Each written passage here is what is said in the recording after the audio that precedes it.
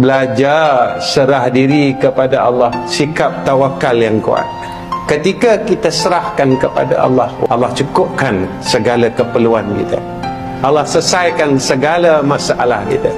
Belajar untuk pandai ucap minta tolong kepada Allah. Belajar tiap-tiap malam bagi tahu Allah, ya Allah, aku minta tolong. Tapi kita tak hendak cakap, ya. Bongkarnya kita, hati kita tak nak cakap macam tu. Kita bongkar, tuan-tuan. Bongkar. Allah tahu kita tengah susah. Allah tahu kita tengah dalam masalah. Allah tahu kita tengah sakit. Allah nak kita cakap dengan dia aja. Kalau engkau susah, kalau engkau ada hajat, bagi tahu aku. Kalau engkau ada dosa, bagi tahu aku.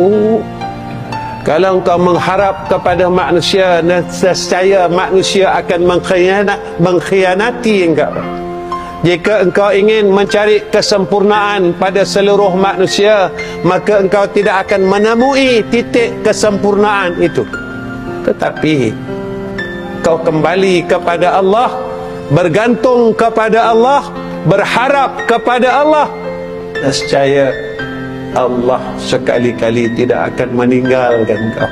Allah tak akan tinggalkan kita.